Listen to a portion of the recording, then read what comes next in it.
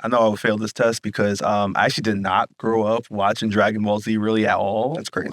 I did. I got into it in high school, and then But like, I actually ended up watching it on Telemundo because so I watched Dragon Ball Z in Spanish, so I didn't even know it was like a Japanese production until I guess people started like, "Yo, you heard about Broly?" And I was like, "No, I heard about like Senor Goku."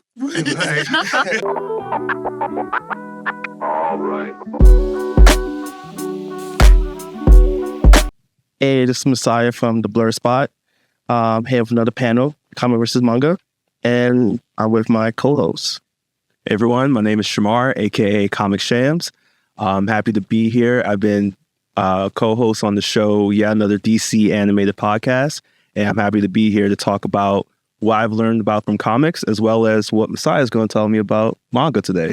Oh yeah, manga is way better, but pros and cons. Save it for 2 minutes in, bro. Save it for conversation. Save it for the panel. This was a versus. We save it for the panel, but so let's start with we've got our first question. What's the first question, Shamar? Yeah. So our first question for today is, what was your introduction to manga or anime if you're a comic reader, and vice versa? I'm going to start on my side here, some comic readers that we got. For me, I think Spider-Man, Batman were my first ones. As far as manga, I didn't get into manga until maybe my early 20s, so I think Rebirth was a vampire manga. So those were mine. For me, I started with independent comics, so a lot of Image Comics, Invincible, pretty much anything by Ed Brubaker and John Phillips. Shout out. You want me to do manga as well? Yeah, let's hear some. What you got? Claymore and Last Order, Alita. That's where I started out. Okay. Well, no. Yeah, I'll go. Comic-wise, I probably started reading, to be honest, Spider-Man first, probably like middle school. And then when I got my own money, I started buying X-Men comics like crazy. And so on the manga side, very much probably Naruto at the time. Before the anime was super hype. I think the manga was super hype. So yeah, I think that's where I started. Okay. See, mine was, for comics, I'm going to say Batman. We had this talk. That's what started me into comics. Batman, and then I got into the Justice League. Okay. And then I started knowing about all the other characters and stuff, and I got really invested in that. And then for manga, it was Dragon Ball Z, all right? And I don't want to hear no Dragon Ball Z. Dragon Ball Z is what got me into anime and manga. And then I was just like, all right, let me see what else they got here. What you want to say? I'm just curious. Where did you find the manga that's called Dragon Ball Z? Like, where did you find that in the store? Like Dragon Ball Z? Like, where did you find that one? So they had Dragon Ball. Oh, okay. Dragon Ball Z. Okay, cool. All right. Put my knife down. You trying to test it? No, right? It's a quick test. I know I will Dragon fail. Ball Z manga, it didn't come out first, but it did come out eventually. Ooh. I know I would fail this test because I actually did not grow up watching Dragon Ball Z really at all. That's crazy. I did. I got into it in high school, and then, But like, I actually ended up watching it on Telemundo because so I watched Dragon Ball Z in Spanish, so I didn't even know it was like a Japanese production until I guess people started like, "Yo, you heard about Broly?" And I was like, "No, I heard about like Senor Goku." It would be very interesting seeing watching that and having Goku turn Super Saiyan with the accent. I feel like that might be. I'm about to look that up actually today. I'll tell you right now, the voice act is very much on par with the Japanese versions I've heard later in life. Ooh, okay. Well, that's a high bar. Yeah. Well, I'll hold you to that. For me personally, I actually grew up not most on comics, but the animated forms like Justice League, Spider-Man, Batman. They was cool, X-Men. It was cool. It was alright. But I think for manga wise anime was Dragon Ball Z, Pokemon, Naruto. And I remember it vividly where it was Naruto Shippuden beginning. I was just like, there's more to this. I need some more. So it turns out the manga was so far ahead between like Sasuke versus like Itachi. So it's like, yeah, I'm going to stick to manga. So after I started reading manga, like Naruto, class like Psychorin, Code Breaker, The Breaker New Waves. So like that's when I saw like, yeah, this is just, plus the access, most importantly, the access of it, like comics kind of have to pay for it. But manga, you know, I'm just going online. So that's my introduction to manga. So yeah. Yeah. My specific introduction to manga probably had to be either Pokemon Adventures Volume 1 and Yu-Gi-Oh! Volume 1, when the Shadow games weren't just cards. They were like straight up like battles in the streets. Like people were not making it out there after one of them Shadow games. So definitely check out that Volume 1. That is a crazier take on Yu-Gi-Oh! Yeah, I'm gonna have to check. Yu-Gi-Oh!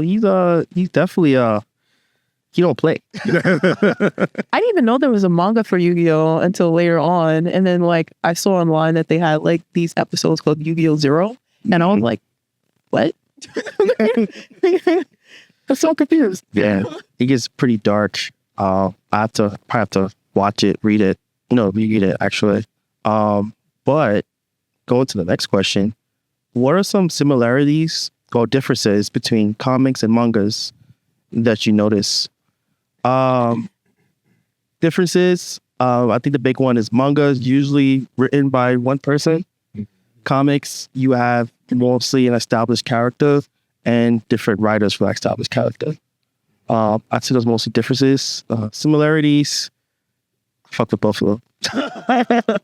But mostly manga. Man, you pretty much said it. And I think the biggest difference in general is that I think the accessibility piece you was talking about, right? Like how easy it is to get into comics versus it is to get into manga. Because in a lot of ways, that's why if you look at, I think a big portion of the Black community, a lot of them do like anime so much because you couldn't go to the comic store and buy comics for real. You know what I'm saying? The access technically wasn't there. So a lot of people, one, was watching Toonami, was watching Dragon Ball, Sailor Moon, and all these things. But then it's like, oh, shoot, I can read that online? Bet, let's go, read this thing online. You know what I'm saying? Yeah, a lot of people, I learned a lot of people who have comic books or love comic books, it was like passed down, like their dad had comic books and their uncles or their grandpa had comic books, and they're like, oh, what is this thing? And they were able to read that way. Or they had access to a library, which might have some comics in there too. So that was one of the biggest differences for sure, is that accessibility piece. That's facts. Yeah. I mean, I agree. I think if you, for example, if you're going to try to recommend something to somebody and you say, make sure you read Batman, but it's like, which Batman? Make sure you read Batman #1. Which Batman #1, right? They're all vastly different. But if you say, make sure you read Fullmetal Alchemist, that's it. That's the whole recommendation. You just go off and do that. And when the story is over, you don't have to worry about another run coming in and messing up, the progress that came from that author's mouth. I mean, I think they're both mediums to tell a story. So that's the similarity, is you're telling a story. But they each have their cliches and like their tropes that you have in anime and manga. Like you're going to see it consistently, like the nosebleeds and like all the different, like it's going to take some getting used to it. But also with comic books, there's tropes and there's cliches and there's traditions and there's things that you're going to see over and over again in different comic books. So they're very similar to me, honestly. It's the same thing. It's just from a different country. That's fine. Sure. I'll say for me, the biggest difference I've noticed is that I can't handle, I don't know what it is, I can't read from right to left. That throws me. So I know people probably throwing chairs at their screen and everything, like, oh my God, it just doesn't work for me. I had to, when I started reading manga, it was Tokyo Pop, the American stuff, where it was from, I don't like the way you said all, like I was 5 years old. Like I don't like that. I know I'm short, but I don't like that. So that was just easier for me. And I was able to enjoy it, because I would see people that would read these manga and I'm like, oh, I really want to read it. And I bought a couple and I was like, okay. And I just put it right down because I just couldn't, I don't know what it is, just doesn't click with me. So that's something that made me just dive deeper into comics. And yeah, there aren't as many tropes like you were saying, like the nosebleed thing. And also the whiny teenager that's the protagonist that I just can't. It doesn't hit. Like there's some, like that's why I actually like the one that I started reading was Rebirth, because it was a middle-aged vampire who was just a bastard. He was horrible, but he had this one little bit of good in him. And it just made me go, oh, okay. So I started buying more of those American Tokyo Pops. And I have, I think, maybe like 7 different series. So that was the better thing. Just made it easier for me. That whole revolving creative team goes along with resetting. And like when you said, read Batman #1. I went into the store, I saw 57 Batman #1. You got to let me know which one. And different universes and continuities and timelines and everything like that. So it can, like, if you're telling grandma to go buy, Jorge, I felt like saying Jorge because I wanted to show some Latino inclusion here.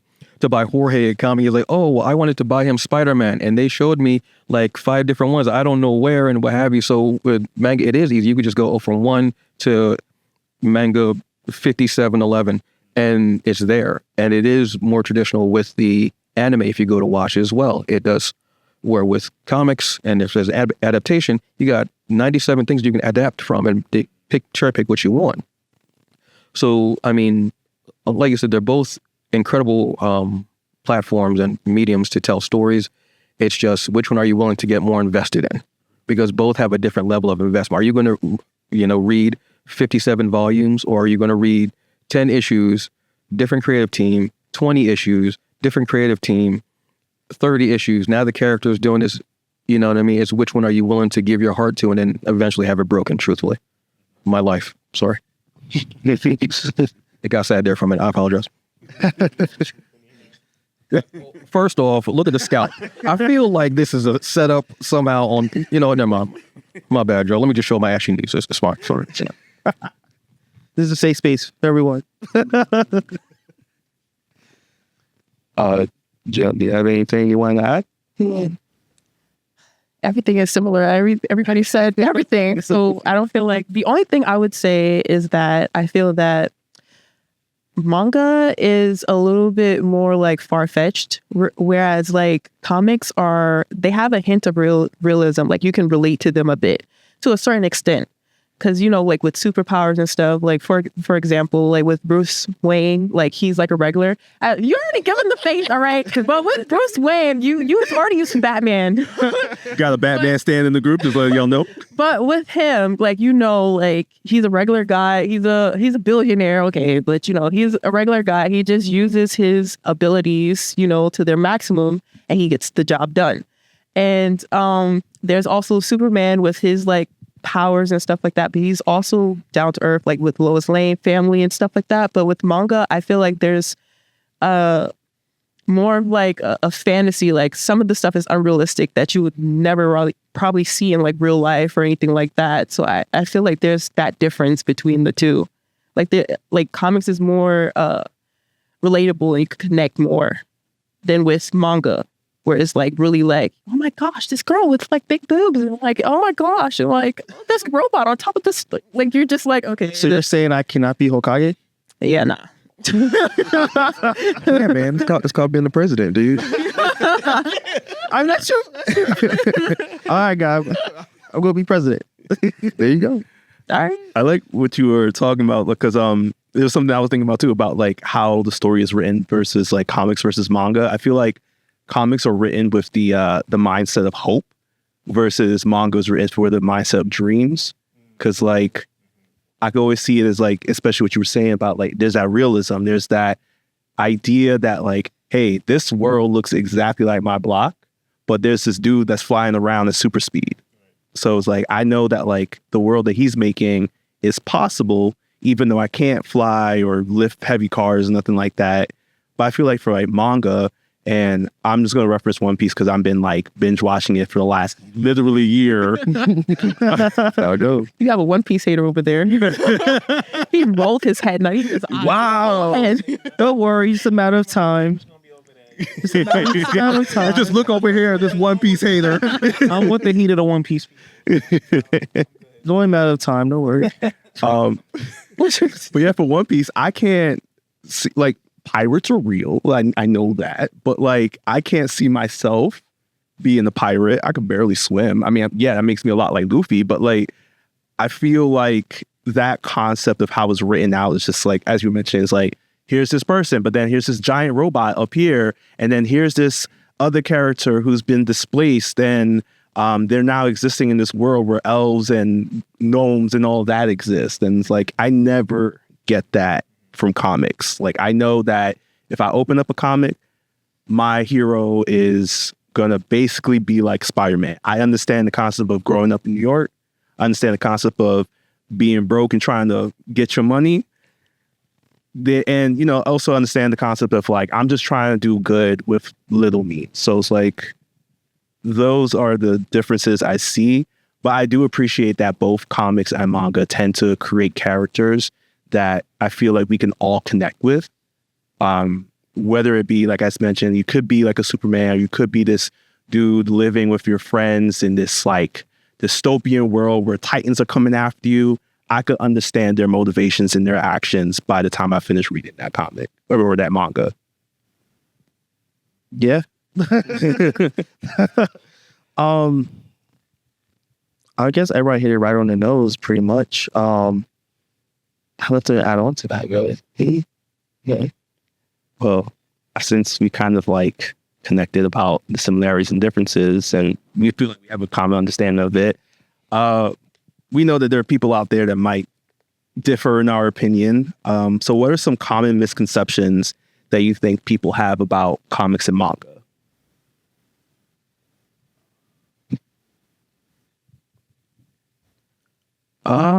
That's a good question. I think a common misconception about comics is that, I'm going to go with the business standpoint of it, I guess, is that people think that comics are, I mean, it's changed a bit more, but people think that comics were the funny books. That it's just something that you doodle in, that there's not actual work and blood, sweat, and tears, sometimes literally on those pages that you do. I have friends that are creators, and to see what they go through and the trials and tribulations of maybe not having enough money being paid for the pages that you've done, or writing something and the person says, no, this isn't it, and you've got to edit the whole thing out. Comics are a lot of work. It's not just you. It might just be a kid who that's their dream, and they decide to just doodle on the pages and they staple them together and go, this is what I want to do. That's beautiful. I love that. It's a beautiful art form. It's an incredible way of connecting to the world. But at a certain point, it becomes actual work. Hopefully you still love it, and hopefully you love it enough where you stay in that business and in the industry and you keep doing it. But there's a lot that goes into it. You have writers, you have artists, you have inkers, you have letterers, you have editors, you have assistant editors, you have logo design, there's a lot that goes into it. It's not just somebody goes in there and goes, you know what, let's just have this person fly around in a red cape, or let's just have this person beat up the denizens of their city at night, even though he has billions of dollars and he could actually save the city and the whole infrastructure of everything with, sorry, that was, you know what, that's on me. And there's a lot that goes into it between the creation and what actually comes to the stores.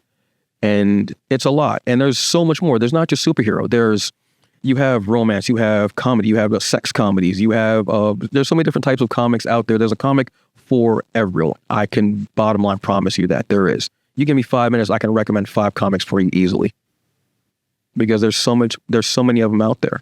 Horror, action, whatever you want. And it's beautiful. For sure.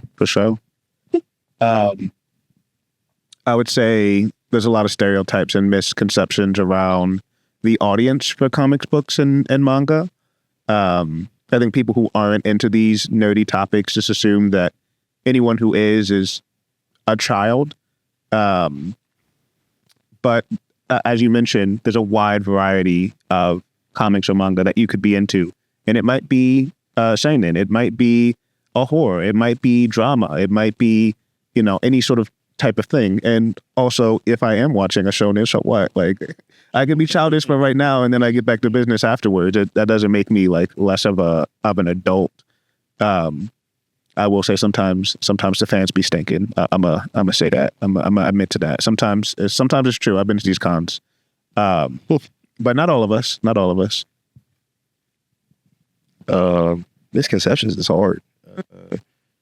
I would say a misconception particularly about comic books, I think is that line to get into comic books is harder than what it is. I think that's a misconception. And even though we were talking about hard, it is still hard to get into comic books just to start at level 1. But they kind of make it easy sometimes. Just like, go get an omnibus. Just go buy. Just you can buy whole runs of comic books if you want to. So I think that's a misconception, I think, too, where you like, people feel like they might have to crate dig or like go too deep to find a whole run of a comic. And that's not true at all. You can definitely just go pick up a whole graphic novel if you want to. There's so many ways, I think, to get into it. A misconception about manga, I will say, is how much space they take up compared to comics, right? Because like comics, I got like 3 comic boxes, which they got kind of all nestily fit under my bed perfectly. If I bought a whole run of manga, let's say I just like, it's ridiculous. The space it takes up is kind of insane. So I think that's a misconception too of just how much space these things take up. Like I think a lot of times people might really assume comic books. It's like, dang, you have a lot of comic books. It's like, yeah, but I have this one run of, I don't know, insert random manga here, and it's taking up all the space I have in my house. So yeah, I think that's a misconception for sure, is that space piece. How many comic books you actually got though? Like, just asking. To be honest, I don't even know. I had to count. I haven't even counted. But to be honest, I've been focusing on like either black comic books or comic books that were black characters on the front. So I probably don't have as many as I would. So all I collect is like that, crazy DC runs that I really like, and X-Men. That's it. Other than that, I'm like, I'll read online, get a subscription, but like I've been trying to stay to that. So probably not as many as people think I do. For me, I would have to say, like for like the older, I guess, generation, like I really don't like when they group manga and comic books together, like that they're like one thing. Okay. Like I'm like, comics are American, manga are Japanese. Please separate the two. They're just like, yeah, this just mumble jumble, just like this is like they don't really care about like the stories and like what they actually mean. I'm like one of those people who are very like straightforward and like this is this and that is that. Keep them separate from each other. And yeah, I would have to say that's the only thing. I don't have anything else to say about that. Yeah. I think kind of also want to add on to that. Even the same as growing up, be like, you're watching anime, like, oh, you're watching cartoons. Yeah, it's like, no, plus, no, it's anime. even then, dangerous stuff happening in this anime. You don't know. Even then, like with anime, like sometimes they tell, I would say, like elaborate emotional stories. Mm-hmm. So you kind of feel the type of ways, like, oh, you're crying over a cartoon. Which is like, I mean, there's some stories where like you would honestly would not want your son or daughter to know, because there's some very dark stories out there that's manga wise and anime as well. Berserk being one of them. Warning. But you have Attack Page 1. Big warning. You have Attack on Titan where literally you have humanoid giants eating people alive. That's So one. Another one. Unless you would watch like a Fire of the Wash. I mean, maybe. Well, I mean, you would advertise it, So I think the misconception that how like comics and manga are just for kids, when actually they are for, I'll say mostly manga and anime. Manga and anime is way more accepted in Japan. Is a form of medium to tell a story. So even though comics American-wise, they also for adults, but I guess with Japan, they emphasize that anime and manga just a form, and they have all different types of stories for all ages happening, being released. So I would say that that's probably a misconception that, again, with both forms, it's not just for kids. Yeah, especially just the part that it's not just for kids, because the most important thing that I remember is just always hearing that comics are childish stuff. You can't learn anything from it. One, I remember from Batman Beyond watching how that Terry McGinnis had to face off against a person that could influence air molecules. And because of that, me saying what I'm saying right now could sound completely different because vocal sounds travel across air molecules. It's a science fact. Like, that's pretty dope to just like, I learned that from watching a cartoon. Also, back in the day when comics were really coming out from World War II, they literally raised the literacy rate of American soldiers. So I think that's just showing that while this medium isn't really like seen as like probably by academia as like, this is the classics, these are the things that you should be paying attention to, but they're having just as much of an impact on us and our culture and our way society is growing just from the 20 odd pages that they're being put together here. Facts. I mean, we're going back onto that. Like, again, comics was used for war propaganda. You know, Captain America, Superman. Like, that's not something. I mean, yeah, it was so 5-year-old, but also that's more geared towards adults who are actually going to war. So yeah, that's I guess that kind of get lost in translation over the years. But comics is definitely for everyone, despite your age. Yeah, it's crazy because you'll have people talk down on comics and manga. Why are you crying about a cartoon, et cetera, et cetera. Meanwhile, grandma's watching Days of Our Lives for like 20 years straight. And it's like, how much are you learning from that show? That's war propaganda, sure. But you also get a bunch of different perspectives and a bunch of different point of views. So you can read a comic and it can have like a theme of racism, or it can have a theme of like growing up and accepting your life. It can have a theme of, of course, there's battle shonen. So it's like fighting for your dreams or whatever. But you can have all these different sort of experiences, right? Like you can suspend disbelief, jump into this book and experience what it would be like to be, a teenage woman in Japan and what that looks like and the different things that happen in their lives. So I think if anything, it makes more sense to be emotionally affected by comic books and manga because you can learn a lot. Like you said, sometimes they throw in science in there, sometimes they throw in history or like a fake history or whatever, but you can still absorb a lot from these stories. Whereas I don't know how much you're learning from reality TV, but it's just different strokes for different folks. I want to piggyback on something that you said. First off, the Bradys have been holding it down in Days of Our Lives for decades. Okay, they have been fighting against that. Never mind. No, that's on. They got nothing on the Newmans from The Young and the Restless. I'm just telling you, bro. But like, for real, and don't let me go into General Hospital because I'll get deep. I learned like learning to read was partly because of comics and little golden books. Yes. Like that's what helped me, seeing the action and then putting the words together and sounding it out and everything. So, I mean, they do help. Even though you think it's like, oh, it's just superheroes, whatever, or whatever silly thing. Anything that helps your child to learn is a good thing. Any tool that you can use to learn. We don't all learn in the same way. People learn in different ways. That's just how we take it in. Some people with comics, it just helps. It just does. And it's fun. And a kid, it gets their imagination going. And you don't know what that can turn into and what they can end up doing with their life in the future. But let's just go into that to the next question. I just want to add on. I mean, what? I just want to tell you something. Yeah. Like,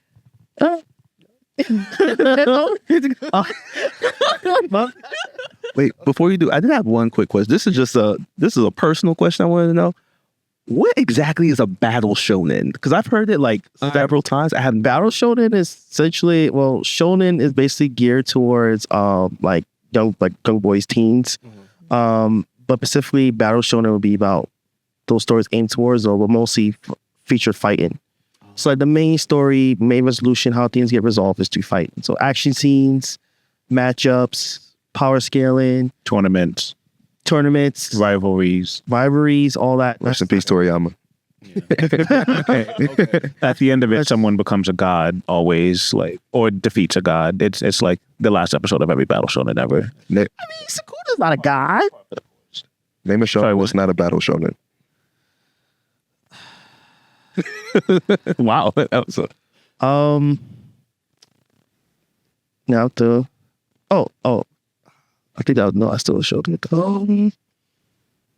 You know what? I think you got me. Like, do all shonens include battle? I think so, right? Depends how you define battle. It's not always physically fighting, but it's always a contest of will or a contest of intellect. Like Food Wars. It's still a shonen, right? Like, absolutely.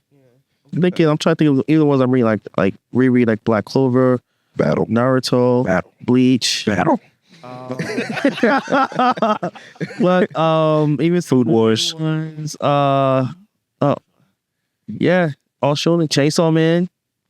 Chainsaw Man would be considered? Yeah, they be scrapping and ain't been. Come on. I don't know if I would consider it battle. Look at that. You talking about Chainsaw? I wouldn't consider it a battle shonen. Oh, Sports are like battles, but not like real fighting. For sure. I guess sports would be just shonen non-battle. Like sport is boxing. Like, Hajime no Ippo? That's battle. battle show. Yeah. I also just started watching that show. Inspired. And it's really good. It's pretty great. What about? I mean, was it Yu-Gi-Oh also shonen? Was that show? They battle. Absolutely. It was a tournament. Literal battles. Defense Yeah. But honestly, if you think about it, it's not much different than like watching a season of Top Chef or something like that, right? Like you have a bunch of these people, they're all fighting against each other to be the number one. You got different challenges that they have to do. They have to like overcome, use creativity, et cetera, et cetera. It's basically the same premise. It's just a challenge for why successful. I feel like Towards great. like from a battle shonen, like that's always like the easier way to like create conflict. People like to see conflict and resolution, and the easiest way is to fight it out. I feel like but that's neither here nor there. But actually, going toward that, what are some aspects of manga and comics you gravitate towards? So you can choose both or either or. Can I go first? Yeah. While it's at the top of my head. Because that's everybody's talking. I'd be like, Like I'm stealing my answers. I would have to say for comics, I would have to say dark. Like when they're dark, but they find like a little bit of light within them. I was gonna say something, but I feel like I'm gonna get looks from that couch over there if I say Batman one more time. They judge me. But Batman? I like. What about Batman? Okay. I like the dark characters. For some reason I gravitate towards them. I like how they find the light, they find the good within like all the bad, and they're able to get like groups of people with them. I like how they're able to find comrades even within that, and that kind of like relates back to like what I was saying about how I feel like comics are like more realistic. Is like you could kind of find yourself within like the comic book kind of thing, like all the aspects, like, you know, meeting new people, you're in like a certain space of mind and stuff. You can kind of relate with like characters who are like that too, because they write stories about us. And then I would have to say for like manga, I would have to say that I like the over exaggerated aspect of it, especially with sports. That's my main thing. So like sports anime is my main go-to what I watch. And I like the fact that I could watch Kuroko play basketball. I don't have to play basketball, but I can watch him play basketball and I could see his moves and kind of be like, yeah, you know, that could have been me on the court.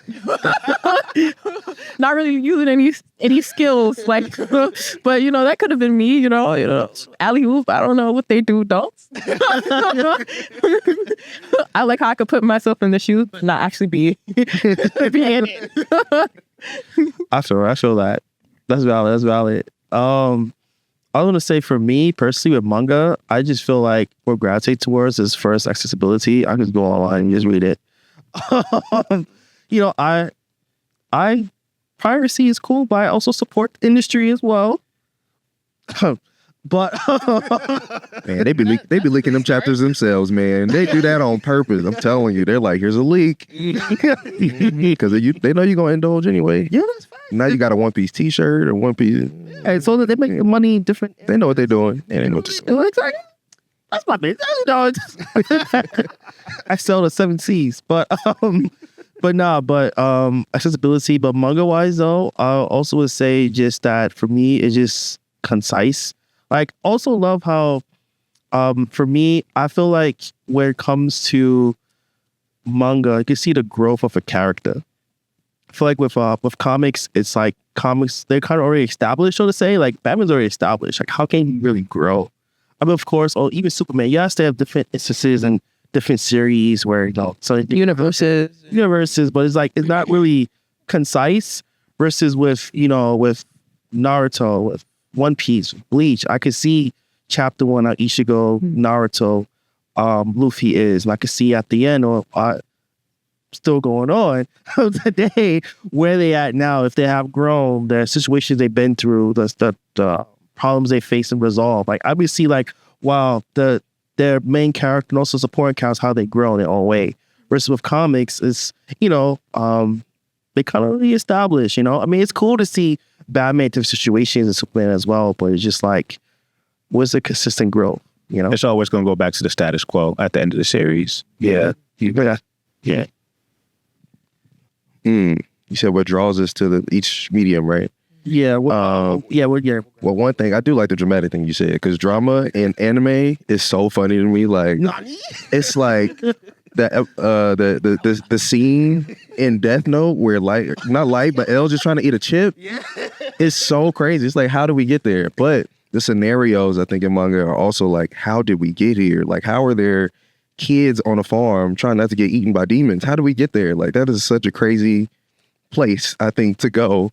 And that's that fantasy piece I think y'all was talking about. It's like, what happened? Like, we live in a world, there's 3 different walls, and now we try not to get eaten by these big old titans. Okay, how did we get here? Like, it's always like a how do we get here moment, you know what I'm saying, with anime a lot of the times. I think it's the same thing what y'all was saying earlier with comics. What draws me to it is the human piece in comics. It was funny, I used to say this, that was like the DC versus Marvel thing, right? Where DC was like gods trying to step to the levels of humans, and Marvel was humans trying to step to the levels of gods. Like, that was the difference. That's why Spider-Man is so relatable. That's why mutants are so relatable. It's kind of like that way, but then it's like, oh, Superman is a god. How was he gonna fit in with us? But I love that difference in comics though too. It's like, okay, how I can ingest those stories differently depending on what it looks like, in having it feel good. But also in the physical form of comics, every page is colored. Oh, it looks great. That is true. It is phenomenal. Like, you're just flipping like, wow, this is beautiful. This looks really good. I can't believe somebody had the audacity to take the time. They cared enough to color each page. I think that is so crazy to me. Like, I love colorists and what they do, and like just the concept of I think just being meticulous and caring about everything that goes into it. I think it's one of the really endearing things about comic is how much they care about everything that goes into it.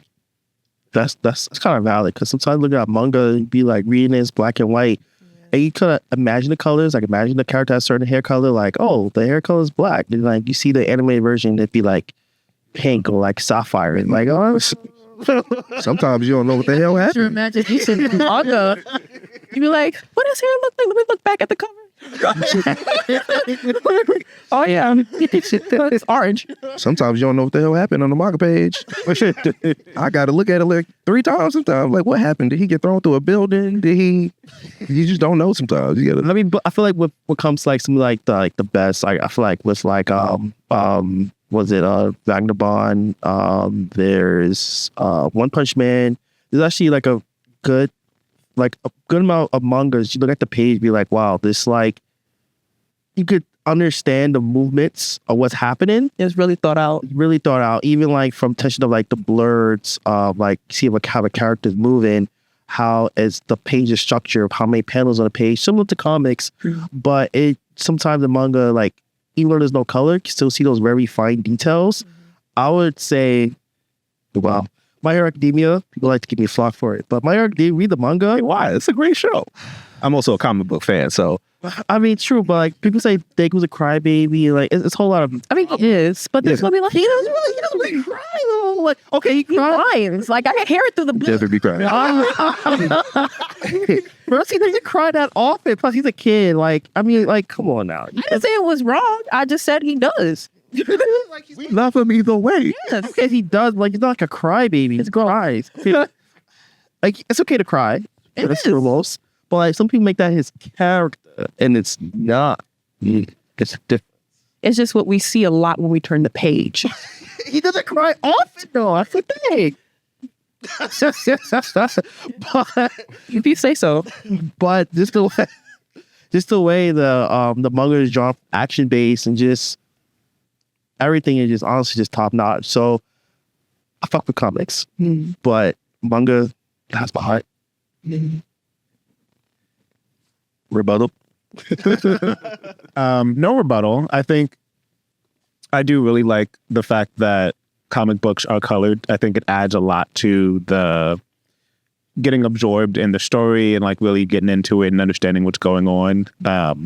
That being said, I don't think there's anything wrong with the black and white aesthetic that manga has. I just think it makes sense if it's a creative choice to do that. Like you do have some comic books that are black and white, or there might be a certain scene that because of the intensity, it turns to black and white or things like that. But with manga, it's by default always going to be black and white, which takes away some of their like flexibility in terms of like the way that they can tell the story. But I do also agree that the paneling in manga is more consistently good than the paneling in comic books. Yeah. I think a lot of times in comic books, they just go for the default because they're focused on so many other things. Whereas in manga, it's more of I don't want to say it's more of an art, but it's more ingrained in their culture to really try to be the best at this thing as a mangaka.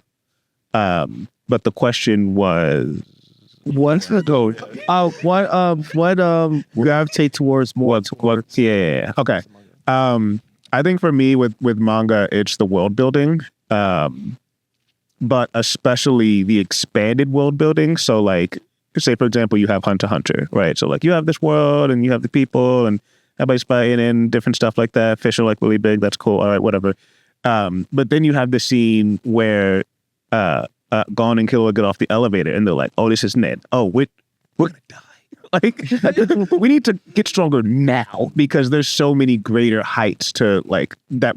The characters in the audience had no idea that people can just be flying in the air and doing all sorts of extra stuff. And I think you can pretty consistently find that sort of mind-blowing expansion of the world building within mangas. Within comic books, I think my favorite thing is like a team up. So like if you're a Batman fan and you're a Spider-Man fan, like that they go have a team up somewhere. And that's even across different brands. Granted, I do hate crossover events with a passion, but seeing a character and then they're just like, "Oh, I'm gonna call a friend and we're gonna figure this out together," and then it's like, "Oh shit, Luke Cage is on this like this is awesome." And you're not gonna get that with a manga because they're very self-contained. So it's not like you're gonna have like Gon calling up like fucking Elwood Elric. Like you know, it's never gonna happen. It's never gonna happen. If you like this story and you like that story, you like those two stories. If you like this character and you like that character, you could probably get a comic run that has those two characters together. So that'd be what draws me to the two. Okay. What draws me to comics, I'm going to say is I'm actually going to kind of go opposite of what you said. I'm going to flip it. The world building in comics. The medium of comics has come such a long way within the last 10 years, I'll say, with the complexity of stories that you can get, especially in the indie community. That's the one that really hits me. Seeing the way that they are so good at it that Marvel and DC now are hitting them up like, "Hey, we want you to write this and this and this or what have you." It's not enough. Anyway, but that's what does it. It's between the writing and the story that they're telling with the art. When you can see a page, I'll go with Something is Killing the Children. Phenomenal horror comic. It's incredible.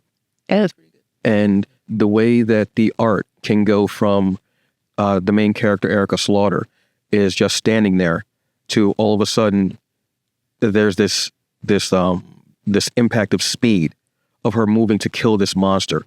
And it's done in such a way that you don't even need any words on that page. You know exactly what's about to happen. And you can feel it. You can swear that you can feel that gust of wind go by you as she's moving. That's how quick and how impactful her moves are. It's incredible.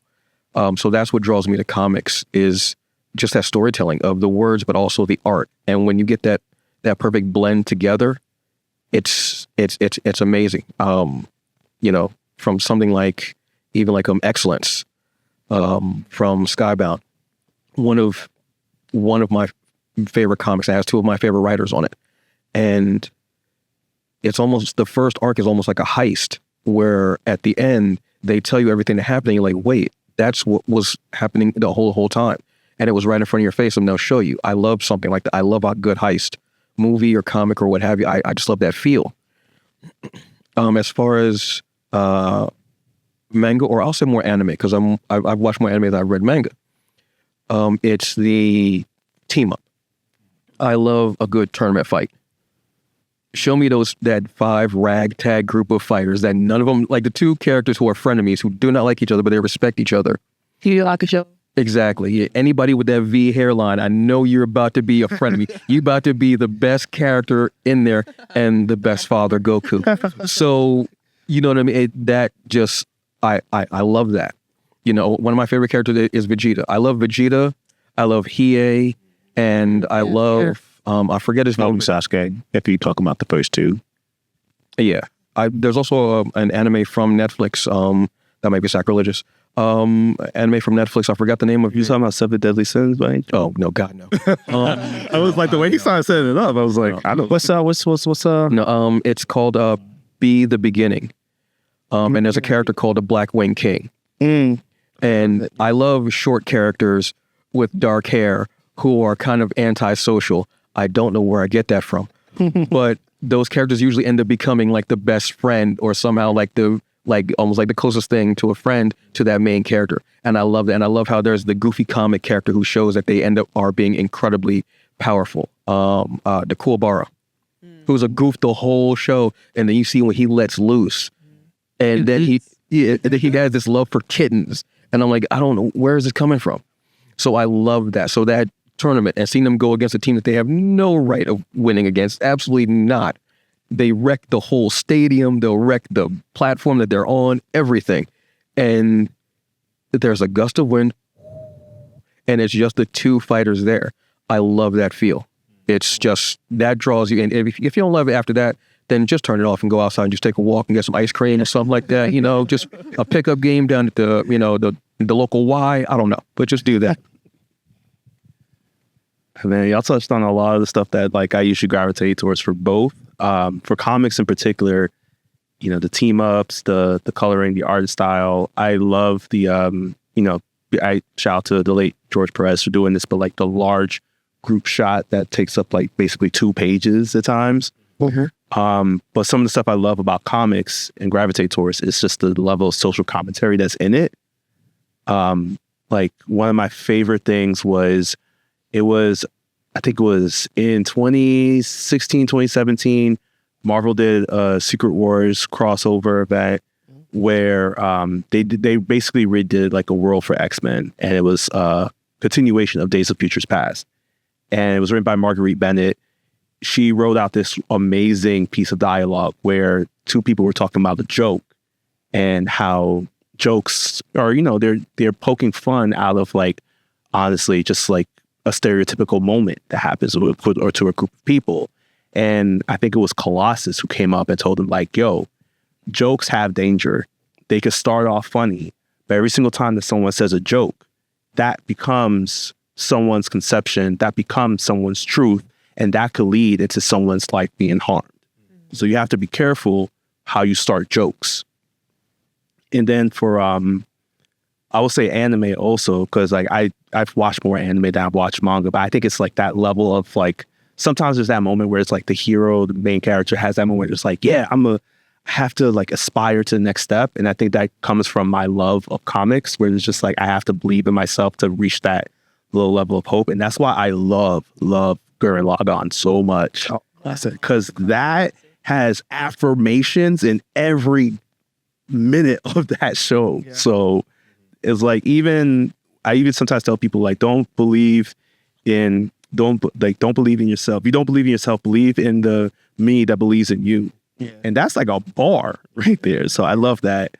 So yeah, that's why I think that's also why I just gravitate towards these things, because it's just like, they are very empowering. They're very self-aware of just like the impact that they could have on the reader who isn't a child. It could be an adult. And with that, move on to the next question, or you want to? No. Anybody want to talk about it? On to that? Yes, pretty much.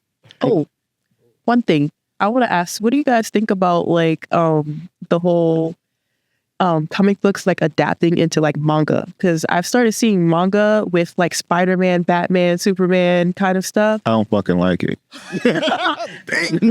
They just they try to get that money. That's all it is. I feel like it's like a marketing move. I feel like because I think in recently manga sales, I believe, saw overcome comic sales.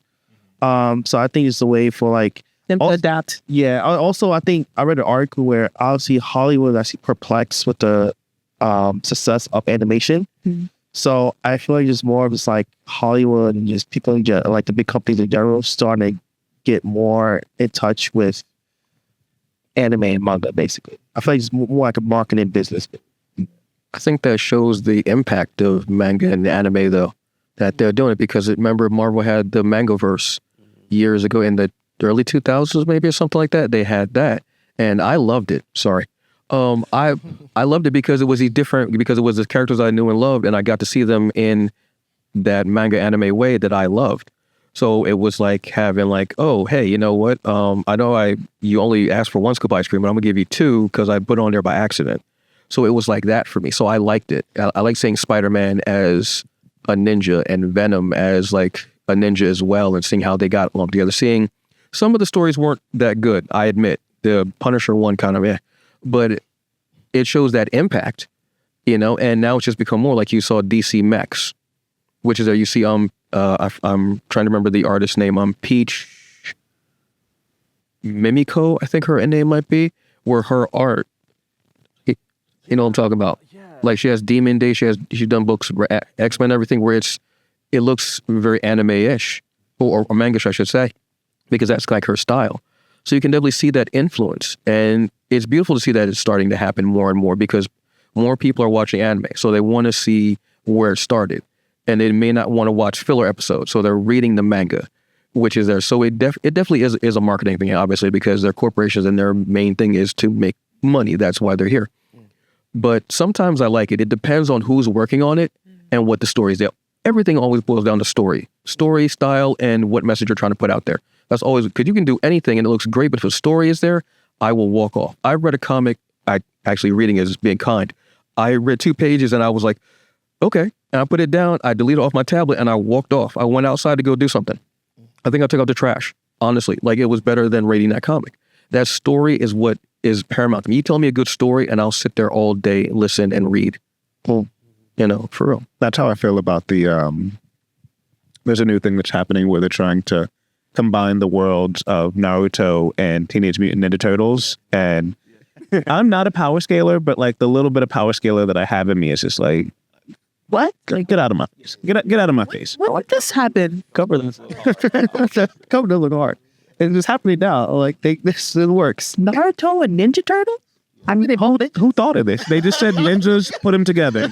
I'm just trying to like think of the style. Like, work. Yeah. I think they, The artwork. Yes, the art looks a lot more so like, I would say more Ninja Turtles, but they did try their best to try to make it look like Naruto had that like classic IDW kind of styling. But They trying to blend it. we're trying to play it. It's like, Yeah. yeah. Just like they're all ninjas. Yeah. and that is where the similarities in Batman Ninja. Oh my gosh. It makes more sense to me not speak about Batman Ninja. Okay, and I hate Batman Ninja. Not talk about that. So, A sequel coming out for Batman? okay, yes, but we don't talk about Batman Ninja. It did well. Yeah, well, yeah. It's going to be Batman versus the Yakuza League. Lord Jesus. We're going to see that. That was Batman. Like Batman. Now, that's interesting. This is the worst idea. Not Naruto, these turtles. I did want to talk about that a little bit though. I think that taste piece is important. Like it really depends. How do you mix mediums? Because technically, without that concept, would we have the Boondocks? You know what I mean? Like without like that idea with the Boondocks to be a thing. And I think it really depends on taste. Like it depends on how they tell that story. That's really what it's about. And I think there's so many ways to do it wrong. Just like, shoot, there's so many bad comic books. There's a lot of bad manga. There's a lot of bad anything. Yeah. But when you're mixing mediums like this, let's say you have comic book characters, you're trying to go over to manga. How can I service these characters in a manga-filled way? You know what I mean? How do you make it feel like it's worth telling that story? I think that's, to be honest, the most important piece. I mean, There's the X-Men joint that they had, Blade Runner, anime, Cyberpunk 20. You know, Cyberpunk Edge Runners is good. Where would we be with? But that's taste. They found a way to service that story in a very anime Japanese way. You know what I mean? That made sense, I think, to the fans and to the readers and to everybody else. So I think it's really just that taste piece that's important when it comes to mixing those two. And a lot of times you're not gonna get a good mix because they didn't care about nothing but the money. True, but service your characters, and I think you can do it the right way. That's fact. Because Cyberpunk Ezra this heart, my heart. But it was but honestly, I was honestly because it's basically based off a video game. But even though you kind of don't know the history of the video game, the way the animated was done, it actually fits into the established lore of Cyberpunk Edge Runners. At the same time, though, also makes you care about the story as well. Because after watching it, you're not invested with these characters. You kind of want to know more, explore the world of Cyberpunk. Which honestly, without the anime, I honestly wouldn't have cared as much. I think the anime probably added more to that game than the Keanu Reeves DLC. I'm not trying to be funny, for real. You know, it's actually that's because of that Cyberpunk Edge Runners that they actually like had like a second release. I think actually have like the best comeback for like a game because it was like the worst. Like people recommend it as the worst. But after that Cyberpunk Edge Runners came back, it was like a renewed interest in it. Of course, the developers also like thought out the bugs and stuff like that. So yes, like a lot of people really got invested to the game. And actually, like ended up winning a reward. Yeah, because that anime was great. It was heartbreaking. Yeah, heartbreaking. My heart, man. I got to the end. I was washing dishes. And I was like, I actually just rinsed my hands off. I was like, man, these dishes don't even matter right now. It don't even that. Don't let them season there up in that hot soapy water. It hurt. Yeah, it did. Yeah. So we've been talking a little bit about kind of like, we kind of know who's leaning towards what versus comics and manga. What, or do you think there are some things that manga does better than comics and vice versa? And letting this, whoever wants to answer. Well, you said something earlier about cinematics and comic books, and I do agree with that. I think comic books do cinematics a whole lot better. Like you think of The Dark Knight Rises, like it's literally just a storyboard of a movie, right? You think of I don't know if anyone in here reads Hellboy, but like all the random scenic gothic shots of like a church and then like a little doll in the corner, and then the story starts up and you like really get into the mood. I think manga's a lot more not practical, but like it's very specific with what it puts on the panel, and so you don't get that wider experience of like the background. A lot of times you don't even have a background. Like they just forget to draw the building in the background. It's like character space, word bubble. So I definitely think that was the question, right? What do they do better than the other? Okay, you got it. I'm yapping over here. So yeah, I think let's cook. Don't worry. I think comic books definitely do like the cinematics of the environment better. What does manga do better? I think I care a lot more about the emotions of characters in manga. There's an intensity there that I don't feel like you necessarily have with a comic book. Even when, the superheroes die, they'll come back. Who cares? Even when like something bad is going on, it's just like, all right, I'm reading this story and my emotional level is pretty even keel throughout things. But again, with anime and manga, like you start off with this little boy in his village, and then he learns how to fight, and then he gets a mecha, and then he's fighting God by the end, and you're like, let's fucking go! Like you care, you get invested a lot more. So I think, it's positives and negatives, balances out. I would say comics deal with hardships more. Actual real world things, say like mental illness, because they'll actually put them in, and they can have a character. It could be a main character, a side character, what have you, and they'll put that in, and they'll make that a part of the story where that character can have development and grow, and not necessarily like it used to be, where they would have the character just be a reason for the character to avenge them, or what have you. and become this a nighttime Avenger or whatever they're doing, a Daredevil, whatever that revenge factor of a comic. They have characters where they are differently abled. They might be living with a mental illness, or they might be on the spectrum of autism, or they could be it could be anything that isn't deemed mainstream. I always have this thing of others. If at a time you weren't on that application where it just said other and you checked that box, you're now being represented in comics a lot more, regardless of what it is. Comics do that very well because a lot more people and writers are more honest about having, schizophrenia or dyslexia or an eating disorder, or they're differently able from what have you, or their sexuality or their gender identity or what have you. We get more of that in comics. Although I will say manga and anime always had those kind of almost non-binary androgynous villains and heroes, or characters that, when I was a kid, I watch and I go, well, that's a little different. And you realize, oh yeah, that's what this character, maybe they were, who knows, but it was in their way representing that, again, other, which is what's needed. At one time, this room was filled with others. Now, we are who we are. So comics do that better. But that's because I think they hit on more of what we can be, what's inside. How can we overcome that? Like you were saying, hope. They're looking for hope. Spider-Man, he's looking for hope of a paycheck. He's looking for a hope of anything at this point. We all?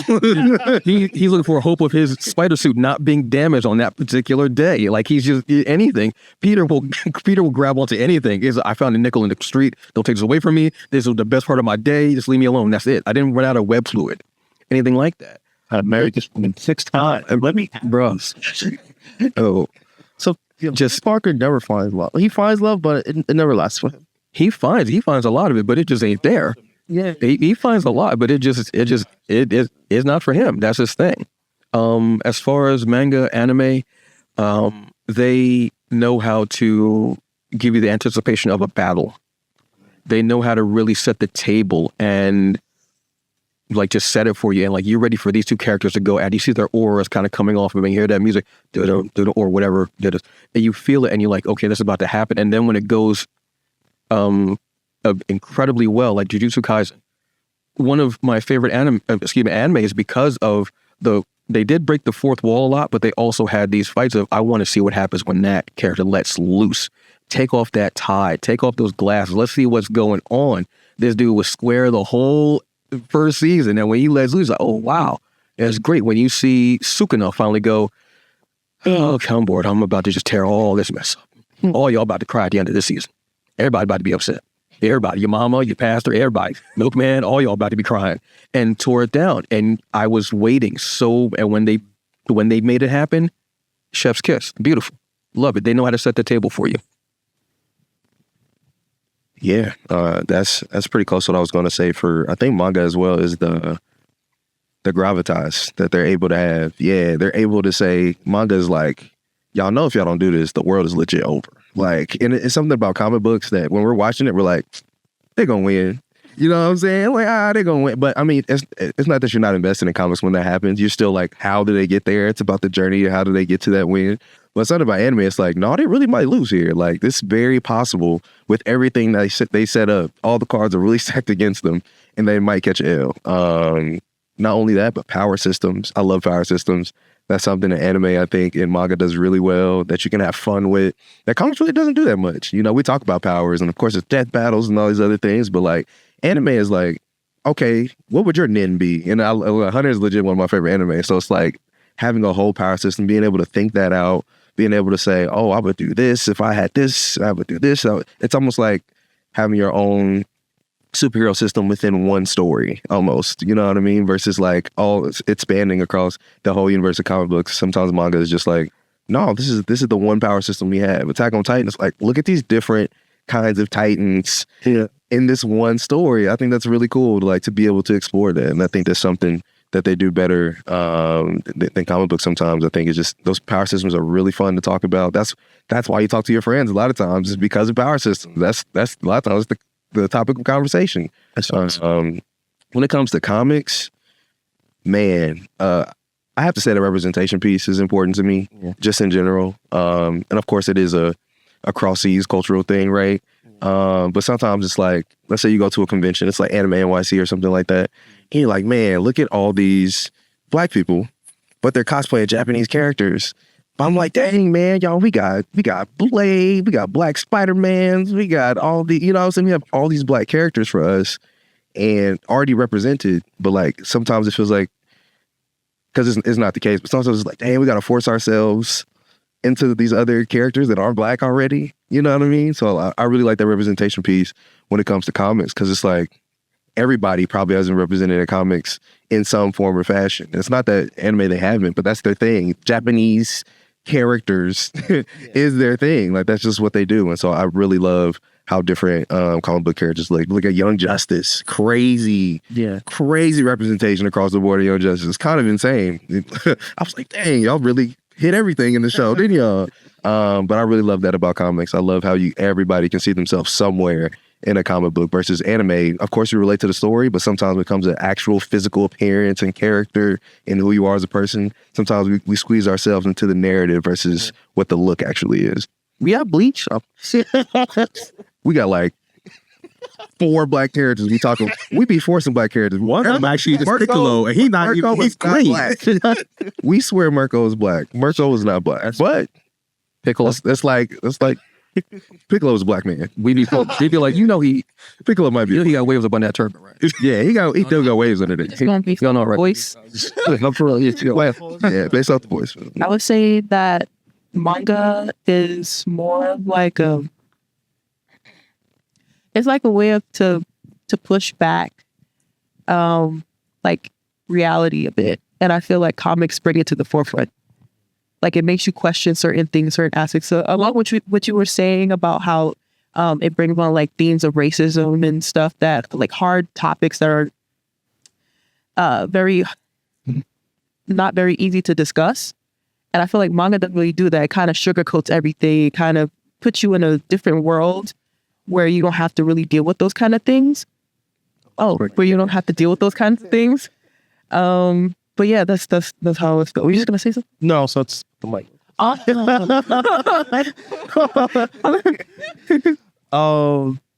No, actually, a lot of people touched on it. I would say I will give comics diversity. I do feel like even like, with the Young Justice being DC, but you also, even on the indie level, before, there's so many black comic creators that's doing their thing in the industry. So I would definitely give comics diversity. Manga, I do feel like I still kind of, and overall, I do kind of invest more, again, mostly to the story, in the sense that I do see the growth of the character. So I do feel like with the point of with mangas, they out more consistently, as well as, again, it's consistently one story. So for me, I graduate. That's why I feel like manga does better. But I also feel like even with kind of comics, I guess I would say the difference of one, I'll say probably maybe work culture, but also say funding as well. I'll say with manga and anime, like they literally have an official government position for manga and anime. Like over there, they take it, it's like embedded to the culture, so to say. Versus with comics over here, I do feel like, specifically with indie comics, they have these great stories. There's also, like, again, funding issues, but also, like, even people that's also out there, like, how many comics actually put out on a weekly schedule versus with something like with manga. So I feel like with manga is more consistent. You also have different schedules. You have a monthly, weekly, stuff like that. Quarter, like every 3 months with Black Clover now. But I do feel like at least with manga, the stories that I'm passionate about, they have a much more concise release schedule. And you get more for your money. I feel like with the comics, like, you know, they have like the single edition comics that you have to wait like every week or so in order to get a new update or, and then like that kind of throws you off a bit because you're like, I have to wait so long to find out what happens next. Sometimes it's years depending on like. Yeah. I absolutely understand that. Yeah. And it discontinues. It's not consistent. Some of them, like I was like reading this comic and like all of a sudden they're like, yeah, we're canceled. We don't have enough. And I'm just like, how am I supposed to figure out what happens next with Jim and the holograms? They win the contest and they save the youth center with their singing. That's usually what happens. Then there's a breakdancing contest and they save the youth center again in the next movie. I will say one thing about a manga that I was is as far as racism. I was introduced to racism in manga through Frieza. I have never heard such a hard ER in Monkey said by a character. That man, the way he said it, I was like, I know that's not what he originally said. The way he said monkey, I was like, I know, I felt that from like Alabama in like 90-degree weather with humidity, because they saw me sitting there drinking an iced tea, like a lemonade with ice, and they was like, it's too hot for you to be drinking that, boy. I felt it. You know what? That's me again. My bad. That's nah, it's Frieza. I hear you. You got that. You got that one. The way you said boy, that's the way he said monkey. It's the same thing. It's the same thing. I go, every time I see Frieza say that, I feel slightly uncomfortable. I'm like, some right the way he's supposed to be talking like that. I would throw hands, but and the fact that he's in the chair too, floating, he's like, them monkeys. I was like, I don't. He's giving a very Colonel sitting on the porch, looking at all of his employees, quote unquote, out in the field picking. Yeah. When they talk back, he blows up their planet. No, there's a direct correlation. Yeah, it's a direct correlation. Yeah. Mm-hmm.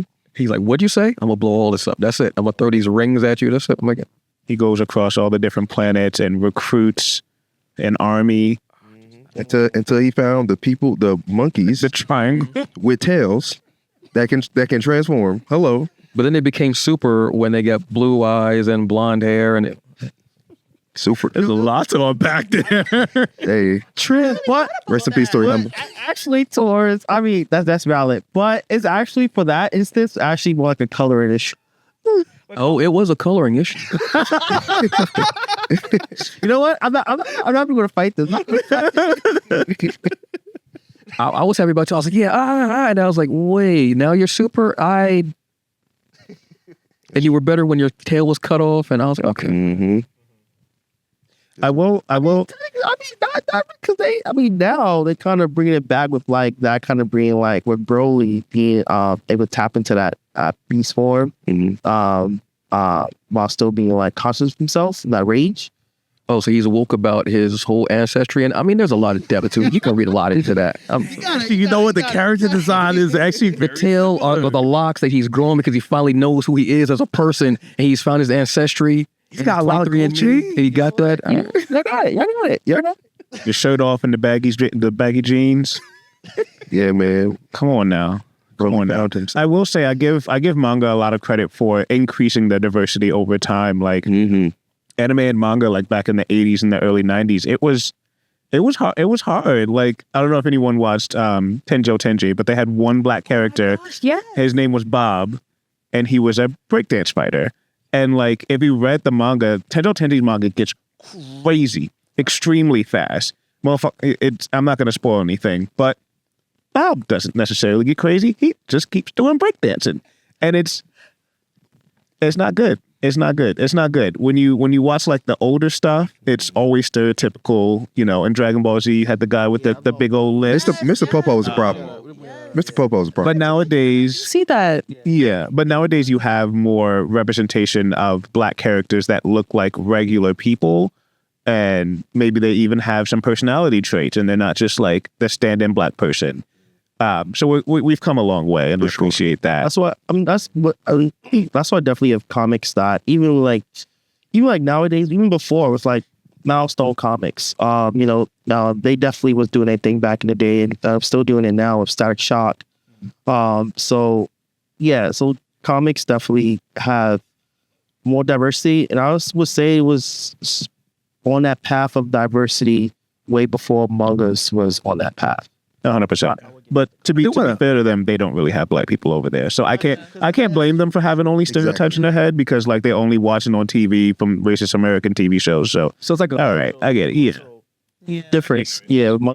I do want to make sure though that we highlight that many of these people fought hard in comics in order to get our representation out there. Like, Oh yeah. Blake Dwayne McDuffie, That's like he fought hard in order to make sure that milestone was a thing. And thankfully we are getting those stories where it's like, yeah, we have like Static Shock, we have all of the milestone stuff, and then even now just spilling out into like Miles Morales and Riri, Ironheart, like all those characters, we people putting like boots to ground on that. So just want to shout them out and just thank them. the indie creators Yeah. not out now doing anything as well. So Yeah.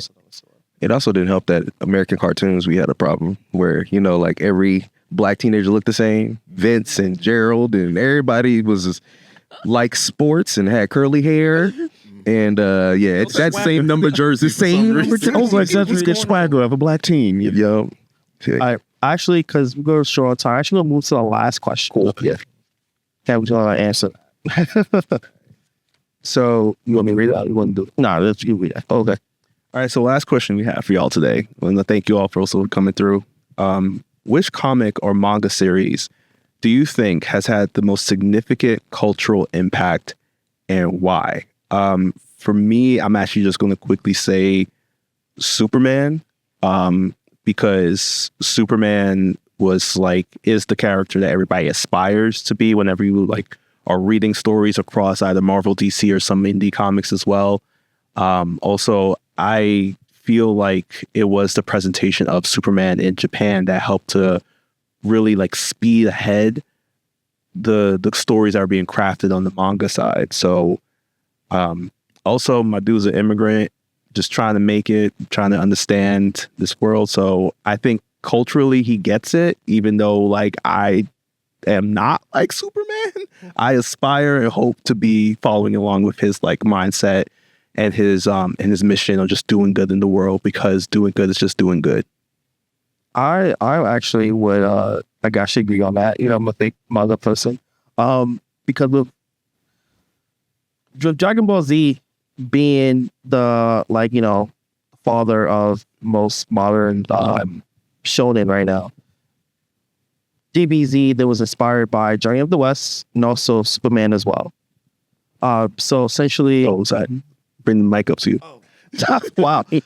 So basically, Dragon Ball Z, Superman, because Superman definitely inspired Dragon Ball Z, which did inspire the modern shonen we have now.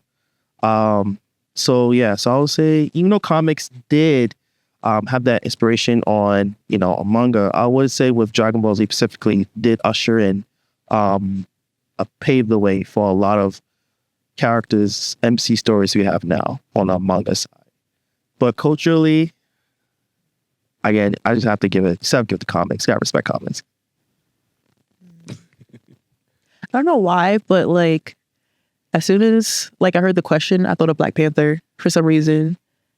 I don't know why, but that's what I thought of, because I was thinking back during the time, I think I was watching this show called Comic Book Men, and I think Stan Lee was talking about you know, the journey and how he was making certain things and stuff. And I was just like, the inclusion of Black Panther opened up the eyes to, like, you know, we could be part of that world too.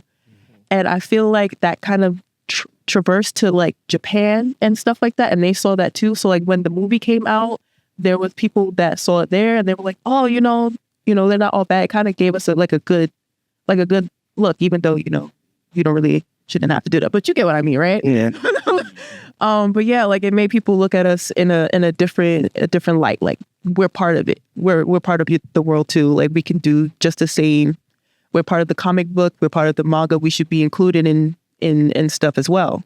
And I feel like diversity is a big part of the comic industry. That like it should be one of the big things that should be included in it, so that everybody feels like they're welcome and a part of it. Like I should see like a Indian raven, or like a because they do have one in the comics, or like a, I don't know, like another person of a different culture or background so that they can see that they're part of it. You get what I mean? Yeah, yeah, that's facts. What is either or? What was the question? It was both. Which one? Do both? One from each. Oh, which one? To be honest, y'all said things that felt very objective. I was like, oh yeah, Superman, duh. Oh yeah, yeah, Dragon Ball, duh. Toriyama, of course. Because I was like, how can you argue against that? But that's real though, because man, when Toriyama passed in general, you just seen the world go like, whoa, yeah, what just happened? You know what I mean? And of course, you have the One Piece mangaka, the Naruto mangaka, and that's without that dude, I don't even know where we would be, at least in the manga anime world. Even in American cartoons, there was always like Fairly Odd Parents had Timmy look in a Dragon Ball Z world at one point. I was like, what is this? Like, what is going on here? Like, that really took over everything. And it was funny, you were talking about you seen it on Telemundo. Dude, Mexico loves Dragon Ball. It is actually insane. They might be like the country that loves Dragon Ball the most. I've never seen anything like it, but it's it's kind of insane. But that's that I can't even think of like another manga that like we all feel like that collectively at the same time. Like people across the world is like Spirit Bomb. You know what I'm saying? Like I can't think of anybody else that had that reach like Toriyama and Dragon Ball. And like y'all said, Spider-Man, or not Spider-Man, but Superman did help get there to a certain degree. I am gonna throw, I guess, other characters in there just because they are impactful as well though. Like Spider-Man, like in X-Men, those are my people. You know what I'm saying? Those are, and I'm gonna throw Batman in there too. They are important. Those three are important. Spider-Man showed us anybody could wear the mask, right? Yeah. Batman was important for popular culture because we seen how big a superhero could be on so many different mediums. There's so many lunchboxes and everything with Batman. People was watching Batman on TV. If it wasn't for Batman 89, I don't even know where superhero movies would be right now. You know what I'm saying? If Tim Burton didn't make that movie, I don't know where we would be right now without that. Like, there's just so many different things there. X-Men was one of the first, I think, like real teams we've seen that we liked as much as we do. Of course, Fantastic Four was a thing. There's other teams back then, but 90s X-Men, the animated series, changed so much. Changed so much. I think a lot of the teams we see right now are because of what X-Men was doing in the 90s. And you look at amusement parks, all of those characters being in part of amusement parks, Batman, Spider-Man, and X-Men specifically, where it's Universal, where there's Six Flags, like those characters, I think really did do a lot. But yeah, those are my answers outside of what you already gave. Oh, that's what's up. That's true. Solid. I kind of wish I went first because y'all said all the good ones. So, of course, like Batman, Superman, Spider-Man, Goku, etc. I think for me, if you're talking about influence on the culture, it's hard for me to choose one individual character. So I'll just say like the Toonami cartoon block, iconic. Like we all nerds in here today because of that block. And then for comic books, I would say the MCU. Like if we're talking about the influence on the culture and making more people invested into this community, the Toonami cartoon block and the introduction of the MCU and just that first, was it phase one? It was like Iron Man going into the Avengers movie. Everybody all of a sudden became a comic book fan. Like nothing would have been more impactful since, except maybe the pandemic. But yeah, that'd be my answer. Just like blocks of things that got a significantly greater amount of people into the culture. That's what I would say. For comics, I'm going to say Milestone, because Milestone did it. But the thing that it is about is it's not just representation or diversity; it's inclusion. Inclusion are the hands that are on the pages that are creating the characters that are showing the representation. Without that inclusion, you don't get that proper representation, that cultural feel. You don't get that. Milestone did that. Milestone opened the doors for excellence. They opened the doors for, it's not now the Where Spider, they opened the doors for so many indie comics and creators. It showed them, yes, you can do this. Now go out there, draw something, write something, be that. So yeah, Milestone obviously did that. As far as, I'm going to say anime, what I think had a cultural impact, Voltron. Okay. Yeah. Battle of the Planets, Gigantor. Those are the three first animes I can think of off the top of my head that I watched. And I was like, oh, wow, this is something completely different. The style, the art, it's so different from, a Looney Tunes or what have you. And looking at that and seeing the difference. So those were the ones that hit me and made a cultural impact because form blazing sword. I say that if you don't, do the hand gesture, I'm like, you know what? What are you doing? What have you been doing with your life? You know what I mean? Yeah, Power Rangers, because my friend was like, you know what? At first, my friend was like, this is just like a live action Voltron. And I was like, wait a minute, all right, yeah, I can't even argue with that, man. I can't, yeah. So, I mean, Voltron was there. Battle of the Planets was a little less known. G-Force here in America, right now. Yeah, we both got gray hair. Thank you. We both got it. And which was known as a Gotcha Man in Japan. That was the one. I didn't know what it was called. I kept calling it Bird People, and my friend kept calling it Battle of Planets. We didn't know we were talking about the same damn cartoon. We didn't know. We had no idea. But we were acting out in the yard, having fun. We didn't care because that's what it was. Gigantor was black and white. It was this big mech and this little boy, and he was, friends with everything. That's what was a cultural impact for me as far as that, because again, Voltron set the table, and then all those millions of Power Rangers were like that live action feel. And then we got a new Voltron. We got a couple of comics from it as well. And the Netflix series was incredible, and it delved so much deeper into those characters. So for me, Milestone, and then Voltron, G-Force, Battle Planets, Gotcha Man, and Gigantor. So you didn't get into anime through Toonami, is what you're saying? That was after it. That was after the time. It was a bit before. I remember when there was no. He was there when the magic was written. Okay. Wait. Now hold on. Now I'm gonna set it up. I know. Hold on. We have Shamar to finish it out, wrap it up. Yeah. Just want to thank you all once again for being a part of this great conversation, showing us that even though we are taking our fandoms and our joys in different directions, we still are coming together and showing that, we dope people. So I really appreciate hearing from all of you today. Messiah, I want to thank you again for allowing me to come on this show and be a co-host alongside with you. I really appreciate it. It's a pleasure, bro. You're a hero. Yeah, and the one thing I would definitely just say is just like that same level of energy and the same level of passion I heard all of y'all talking about for your favorite show, your favorite anime, your favorite cartoon, whatever it is. Share that out with somebody else, because we live in a world where sometimes people are afraid to hide that. We're not afraid to hide it. It shows. We are wearing like some dope shirts that show it, so you would know that you're not alone out there. Thanks. And top it all off, again, follow TheBlerdSpot, YouTube, also on TV. But also, just lastly, I want to wrap it up and have everyone introduce themselves and their social medias as well.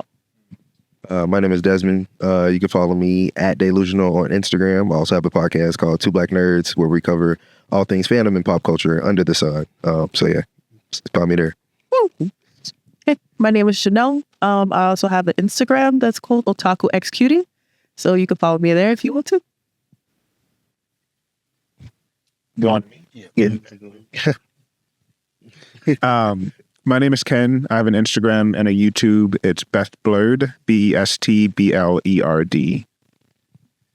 I'm Antonio, and I have my social media is The Hungry Bleak Show. I have an indie broadcast where I talk about indie comics. I review food. I talk about mental health, and I have a plethora of indie creator guests from all over, whenever, wherever. I even traveled back in time and interviewed George Washington. I found out where his teeth actually came from. Crazy story. Crazy story. And I'm Shamar, a.k.a. Comic Shams. I'm the co-host and co-producer of yet another DC animated podcast. While that show has come to an end very recently, my co-host Andrew Arate and I are expanding our conversations to now call our new show Cape or Cap, a Black Nerd Superhero podcast. Coming soon. Check it out. Also check out yet another DC animated podcast at YA DC Animated Pod. Woo!